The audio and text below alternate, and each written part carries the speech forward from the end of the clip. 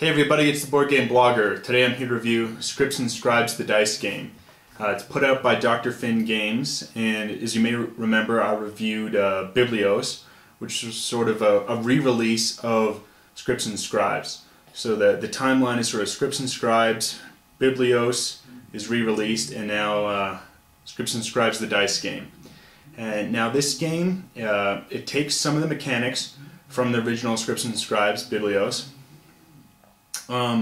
but it's different enough and uses dice that it's a distinct enough game that I think there is room for both games in your game collection if that's something you'll like. If after watching the review you think this is a game you're interested in, this it can be okay to have both in the collection, and I think they've satisfied different needs, and it's a good game.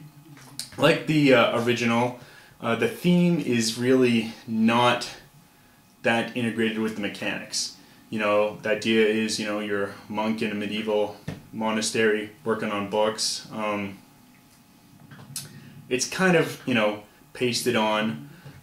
It is a distinct theme, but I don't think it really, this game doesn't scream, yeah, medieval monastery. It could be rethemed into many different categories. This could just as easily have been about horse racing. But the mechanics are unique. It's similar from the original Scribes and Scribes, which was great mechanically, and this game is great mechanically as well. It is a dice game, and it kind of has Yahtzee elements in it almost.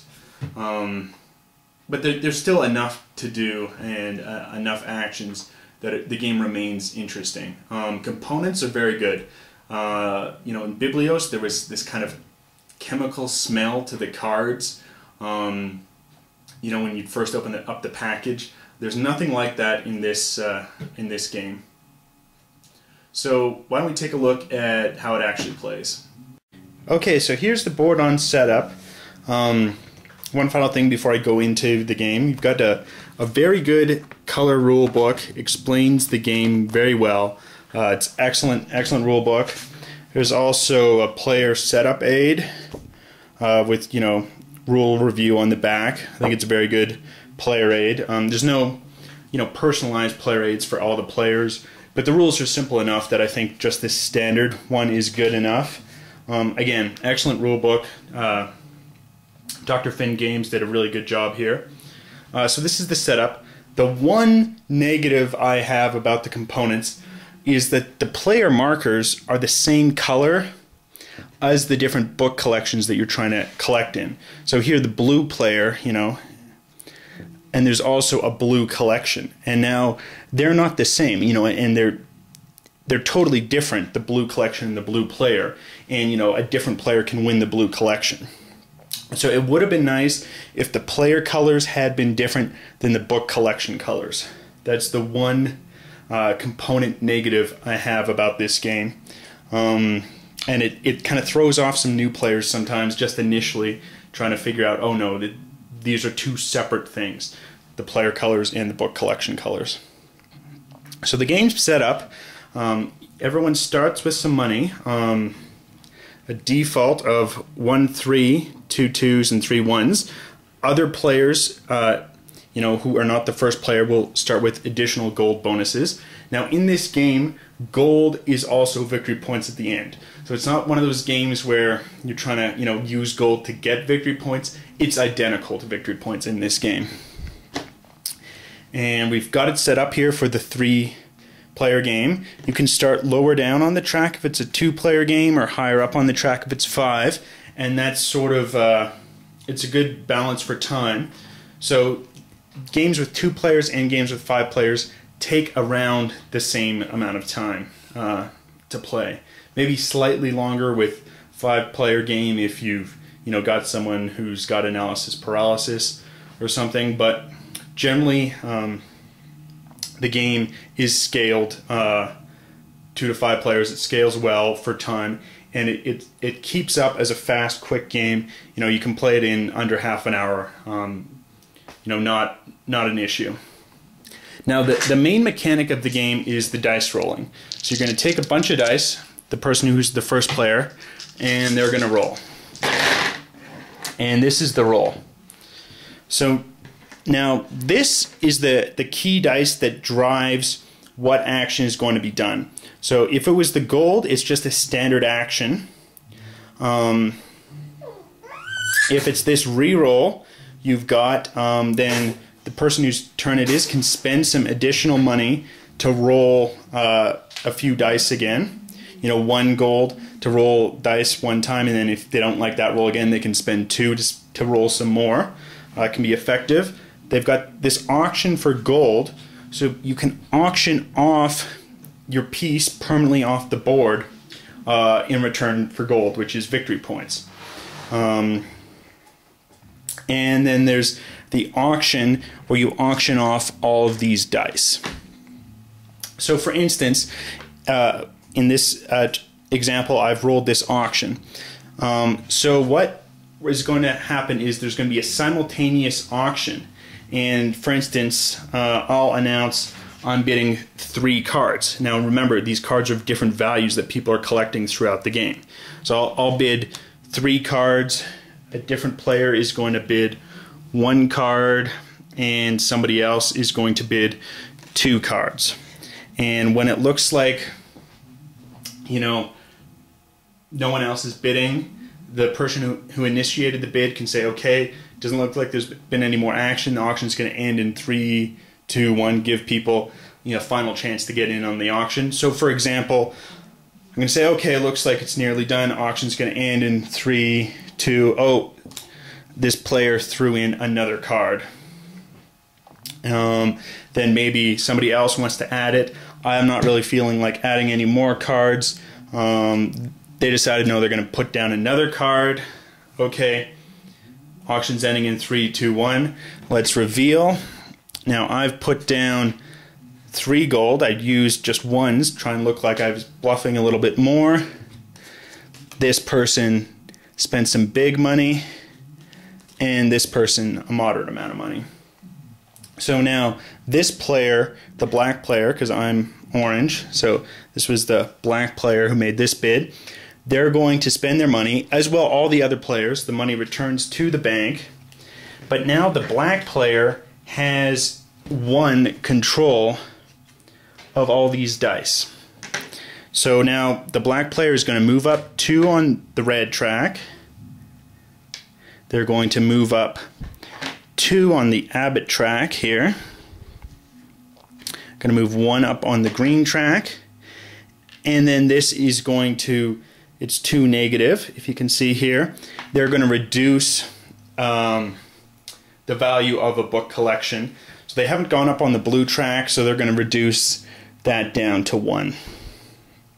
And now because that auction occurred and I, as the start player, didn't really get anything out of that, even if I had won the auction, I would still get to roll the dice all over again, because the auction kind of skips over the start player's turn, and the active player gets another go. Okay, we roll this, and now, whoops, it's a gold. So this is just a standard turn, and so now it's kind of like Yahtzee, where you pick which ones you want and you get them of a set. So I'm going to take these 3 reds, and now my piece goes up 3. 1, 2, 3. And now whoever's in there first is going to make sure their pieces stay on the left. So if 2 players are tied on the same row, you can still see who is the leader. It's the person who got there first. Now of the remaining cubes, the black player who's next in line, they're going to take a gold because they spent a lot of gold on their auction. That's going into their hand. The blue player is going to take the blue book because no one's leading there. They want to get a jump on something.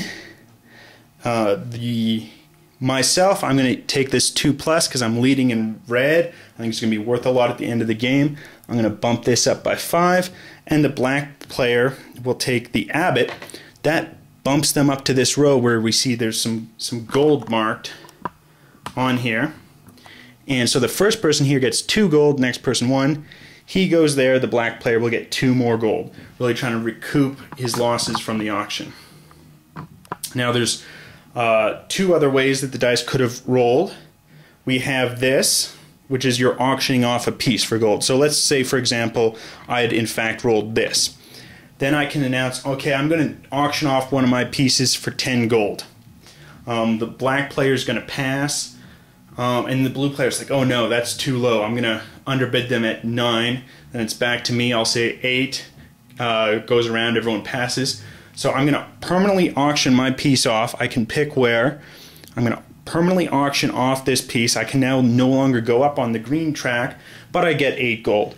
And let's say, you know, I'm way down at the bottom. It's near the end of the game. I'm not going to get any gold from that track. That might be a good move to get some victory points. There's a couple other rules that you're limited to a hand size of just 10 cards. So that's going to be important, you know, when you're making bids, when you're bluffing, and your composition of the value of your cards, because you're limited to just 10 cards. Now the way the game ends is once 3 of the book tracks have been reached the top, or the abbot track reaches the top, the game will end. Or conversely, if someone's auctioned off 4 of their pieces permanently from the track, the game will end. So those are the 3 end game conditions. Now the way you score points is all the gold you have in your hand is worth gold. You can have got it through, you know, winning the auction, or through advancing up the various steps, or through, you know, rolling the dice.